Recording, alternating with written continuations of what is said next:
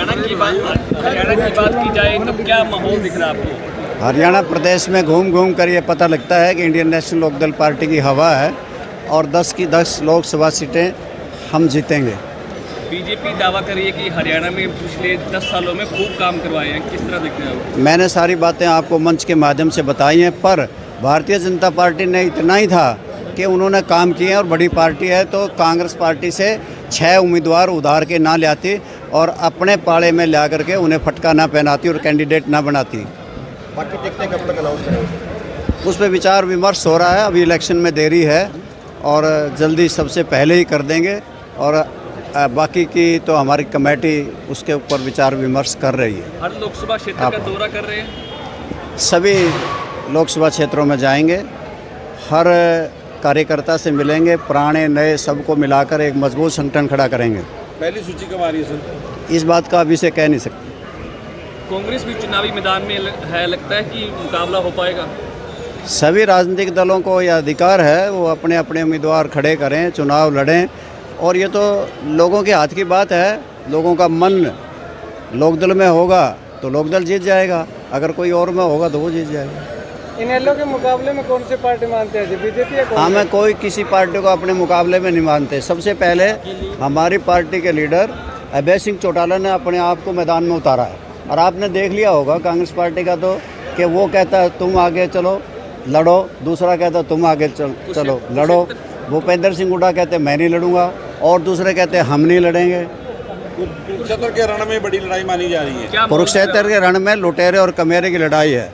एक तरफ लुटेरे हैं, एक तरफ कमेरे का प्रतीक अभय सिंह चौटाला है। निश्चित तौर से इंडियन नेशनल लोकदल का उम्मीदवार अभय सिंह चौटाला जीतेगा और परचम फहराएगा। क्या माहौल लग रहा है? कुरुक्षेत्र से आप खुद कैंडिडेट हैं। सारी बातें आपको बताई महाराज ने। जहाँ तक कुरुक्षेत्र का सवाल है, वहाँ तो चौधरी देवीलाल कहते थे 2 वर्ग है इस देश में, एक लुटेरा वर्ग है, एक कमेरा वर्ग।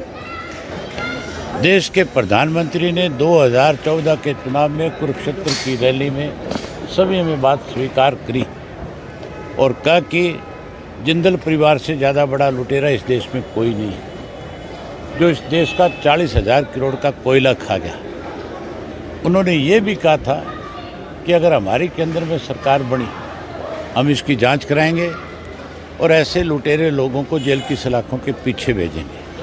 उन्होंने अपने भाषण में ये बात कही कि मैंने तिजोरियों के अंदर धन देखा है, पैसा देखा है, तिजोरियों में सोना और चांदी देखा है, जेवर देखे हैं, लेकिन ये पहला व्यक्ति है जिसकी तिजोरी में कोयला है 40,000 करोड़ का। मेरी प्राथमिकता होगी कि कोयला निकलवाऊं और ऐसे लोगों को सजा करूं। तो वहाँ तो लड़ाई सीधी सी लुटेरे की और कमेरे की है। मेरा चुनाव वहाँ का जो खेती से जुड़ा हुआ व्यक्ति है, जो अपने आप को किसान मानता है, वो लड़ रहा है। 2 आड़ती एक किसान का भी नारा लग रहा है। 2 आड़ती की बात ही नहीं। आड़ती तो किसान के साथ चोली दामन का है ही नहीं, ये आड़ती थोड़ी है, तो दिल्ली का ये तो पूंजीपति है, अरबपति लोग हैं जिनका देश की 5वें, 6ठे, 7वें स्थान की सूची में नाम आता है। ये लुटेरे हैं, आड़ती लुटेरा नहीं है। आड़ती तो मददगार है हमारा। कल भी आपके निवास पर एक अहम बैठक का आयोजन किया जा रहा है जिसमें पूरे पदाधिकारियों को निमंत्रण दिया है। कहाँ पे? आपके निवास पर? नहीं, वो कार्यकर्ताओं की बैठक है। हमने जैसे आज इसके बाद अब रानिया है, कल रानिया के बाद उस डबाड़ी की है, डबाड़ी के बाद फिर काणावाली की बैठक है और फिर सरसा विधानसभा क्षेत्र के कार्यकर्ताओं की बैठक है। कितनी बैठकें प्रदेश में ले चुके हैं सर आप? ये 18 हो जाएंगी कल पूरी, इन दिनों और उसके बाद लगातार हम हर जिले में जा रहे हैं। अभी जी इन दिनों ईडी का खेला खूब खेला जा रहा है। दिल्ली के मुख्यमंत्री को भी गिरफ्तार कर चुके हैं। कल भी दिल्ली के एक मंत्री से काफ़ी देर तक पूछताछ की गई है। अगर कोई गलत करा है वो भुगतेगा। अरविंद केजरीवाल को ईडी का पहला समन गया, क्यों नहीं पेश हुआ? पेश होना चाहिए था कि नहीं होना चाहिए था? जब चौधरी ओम प्रकाश चौटाला को 10 साल की कैद हुई थी, ये लोग लड्डू बांट रहे थे। अब इनको पता लगा है कि सत्ता में रह करके, सत्ता का सुख भोग करके, लूट करके जा नहीं सकते, नहीं रहना पड़ेगा। सिरसा से बीजेपी ने डॉक्टर अशोक तंवर को उतारा है, कैसे देखते हैं आप? आप कैसे देखते हो, आप बता दो मुझे। ठीक देख रहे हैं, हैं? ठीक देख रहे हैं। ठीक कैसे, ये तो बताओ ना। वो गांव में लोग बता रहे हैं, हैं? गांव में लोग बता रहे हैं।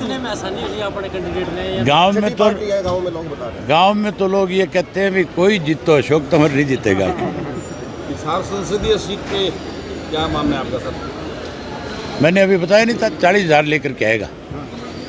पहले भी 40 ही लिए थे। कब तक आएंगे उम्मीदवारों की घोषणा करेगी? जल्दी, आपको महाजरा जी ने बताया है कि हम जल्दी ही इस पे विचार विमर्श करेंगे। चौधरी देवीलाल जी की 6 तारीख को जयंती है, उस दिन सारे साथी आएंगे, उस दिन बैठ करके बात करेंगे। 400 पार का नारा दे रखा है। ये 200 पार नहीं कर पाएंगे। जयंती का कार्यक्रम कहीं मनाया जाए? हर साल हम चौधरी देवीलाल संघर्ष स्थल पे मनाते हैं, वहीं मनाएंगे। हमारा कार्यकर्ता सरसा का सरसा में मनाएगा, एलनाबाद का एलनाबाद में मनाएगा। जहाँ जहाँ चौधरी देवीलाल के बुत लगे हुए हैं, जहाँ जहाँ स्टैचू है, उन सब पे फूल मालाएं चढ़ाएंगे, वहाँ फल फ्रूट बांटेंगे, गरीबों को सहायता करेंगे। आपका नामांकन कब होगा सर? अभी तारीख मुकर अभी तारीख मुकर्रर नहीं हुई।